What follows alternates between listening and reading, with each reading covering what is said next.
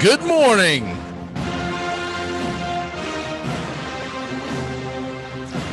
We got a day off and we're ready to roll again here in Braves country as the Atlanta Braves head to Boston to take on the Red Sox, who, by the way, are playing incredible baseball, playing well above what folks expected. The Red Sox are a half game behind the Tampa Bay Rays at this point in the AL East division race. And with that being said, they're going to come in hungry. They've won 7 of their last 10 and yet have still lost the lead because the Tampa Bay Rays have won 11 baseball games in a row. So we all know how difficult that is. So they are smoking hot. The Red Sox have won 7 of the last 10. The Yankees have won 8 of their last 10. The top of that division is just absolutely on fire. And the bottom of that division, Toronto, Baltimore, they're doing what you expect them to do. You know, if it wasn't for playing us, the Braves, Toronto would be having a terrible year right now. You take those 6 games away from them, they would be 6 under 500. That's the only thing that's keeping them afloat. But I digress when we move on to what is at hand. Good news last night, y'all. The Colorado Rockies and Austin Gomber upset the Mets. So what does that mean? That means Atlanta, along with Miami, who beat Philadelphia, Atlanta and Miami are in a stone cold second place tie, 1 game behind the New York Mets. Phillies are a game and a half back, and the Washington Nationals are 2 back. So this is going to be a jumbled mess for quite some time. I expect this division to be a fight to the finish. I do think Atlanta's going to start playing a little better. But with that being said, the Mets get DeGrom back today. So you get the good news that Shane Greene is pitching very well down in the minor league system. Down in he made his Gwinnett debut Saturday night. He only struck out the side. So he did that to Nashville. So some of y'all might have actually went out there and watched the game, but Shane Greene struck out the side. And of course, he's 32 years old. The Braves just brought him back. I would suspect he might be back sometime this week. You normally don't need too many times up for your reliever. It would probably be dramatic and appropriate for him to come back against the Mets in the Mets series this weekend. So we look for news of that. No news has broken on that yet. He pitched on Saturday night, and you figure they'll probably get him maybe one more appearance early this week. Remember, minor league teams don't typically play on Mondays. So I would think he might get an appearance this tonight or tomorrow night and would be ready to roll for the Atlanta Braves, possibly as early as this weekend. But we'll see how that goes because they could play it overly cautious. I would just think when it comes to a reliever, and if he's pitching lights out, pitching well, there's no need to waste his bullets down in Gwinnett. So Atlanta today, they take on the Boston Red Sox. It's going to be Charlie Morton and Garrett Richards. Garrett Richards has pitched phenomenally. For y'all who are not familiar with Richards, he spent most of his career with the Angels organization. He was the top flight prospect, just could never stay healthy. And he's had problems finding the strike zone over his career, but he has pitched out of his mind this year. He's on a 1-year deal, and if he continues to pitch as well, the Red Sox are going to be basically a place where he can set his price at. Red Sox may want him back, or he might go out on the market elsewhere, whatever, but he's pitching really well. He's 4-2 with the 3.72 ERA. Of course, Morton is 2-2 with his 4.6 ERA.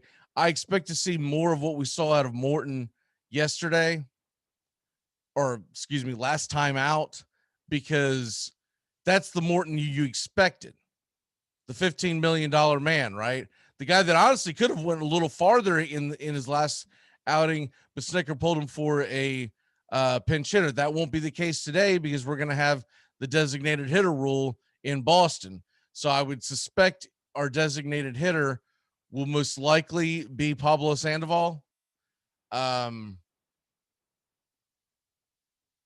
You could see a situation where, depending on the pitching matchup, they may put Ozuna as a DH and let Heredia and Inciarte play the field. But I would think needing offense, look, that Boston team, they put up runs. They put up runs and they put them up in a hurry.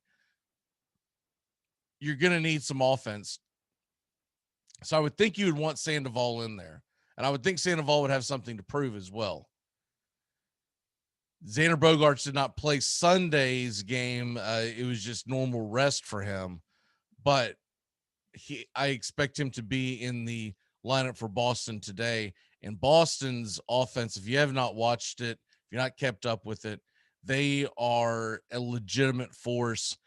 I never had any doubts about their offense going into the season. Their biggest question mark was the starting rotation. The starting rotation has been phenomenal. So what do we look at when we're looking at Boston? Devers and JD Martinez, who is just ripping the cover off the ball, sitting 328 right now. They'll be at the top of the lineup with Bogaerts hitting cleanup. And they've just added Danny Santana to the roster. He was signed in the offseason. They were getting him in shape and getting him ready to roll. And he's actually had a good impact. He came back, I believe it was Friday, and had a home run and has hit pretty well so far for the Red Sox. But that top of that order, Devers, Martinez, Bogaerts, those are the three guys that we're going to have to corral. If we can control those three guys, we can get the W. And they've got Richards going today, which, like I said, he's pitched really well, but he is a guy that I think someone like Freddie Freeman can get a hold of. He's a guy that pretty much his repertoire is fastball, off speed. He's going to try to live high in the zone, which is what he's done so far. He's going to try to change up and down. He's not as much as an in and out guy. He's more of an up and down guy. And so Richards is a guy that I think that the Braves can get to. If you can get to that Boston bullpen, it is somewhat suspect. Looking at what we'll be putting out there on the field, if you put Pablo Sandoval in that lineup, what does it look like? I'm assuming that we're going to do the same old thing where it's Acuna, Freddie, and Ozuna. I know I've been on record is that I would like to see that changed up a little bit, and I'd like to see Austin Riley up. But regardless, we'll move on from that.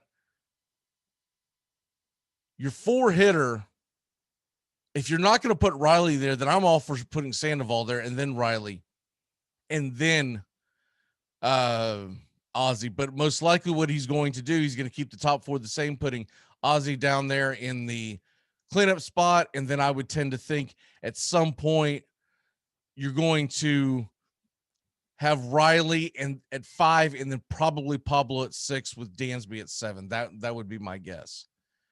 And then that way you get the righty, lefty, you got the switch hitters busting it up. You don't want to put the switch hitters back to back. I don't think. I think you want to keep them separate. But the base paths are going to be key in this game because reading the ball off that green monster, not only for the left fielder, which could be a disaster. We know Ozuna and his woes out there in the outfield.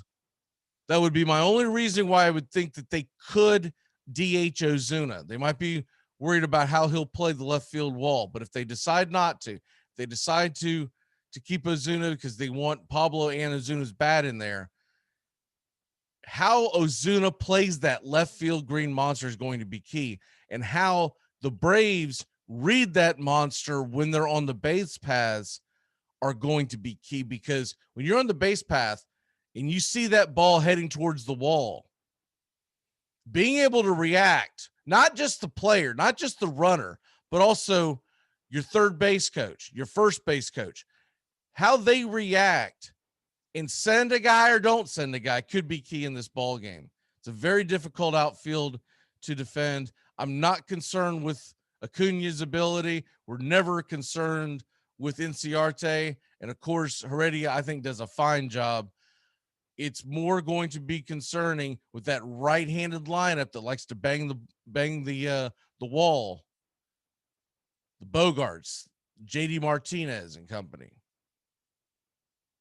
How do we play the ball off the wall is, I think, will be key. And it's a quick 2-game series tonight at 7:10, and then tomorrow at 7:10 as well. It'll be Pavetta versus Smiley. We'll get into that tomorrow, but not a whole lot to go over as far as what's happened, because we were off today, or excuse me, off yesterday. Today, 7:10 first pitch. I'm excited. You've got to be excited. I love when the Braves and Red Sox play. It's a fun rivalry. And of course, it's where it all began. It's where the Boston Braves first began their franchise before moving to, obviously, Milwaukee and then Atlanta. All right, we're going to go ahead and get out of here, and go Braves. Let's beat those damn Red Sox, and we will see you tomorrow, hopefully on a winning note, as the Mets continue to play the Rockies in their 4-game series, and Phillies and Marlins play tonight. Velasquez versus Alcantara. Someone's got to lose air, so we win, right? And of course, the Mets are getting DeGrom back, and DeGrom back for the Mets it's about as big a news as they can have in New York. By the way, he's going up against Freeland. You got to figure DeGrom with his 0.6 ERA is going to be rocking and rolling. What we have to hope for as Braves fans is that the Rockies can keep it close, and then once again the bullpen wets the bed. If that Mets bullpen was upper echelon like they tried to sell it to us, Jacob DeGrom at 0.6 ERA, that's his ERA, 0.68 ERA. He would have better than a 3-2 record. We'll see you tomorrow. You're in Braves country.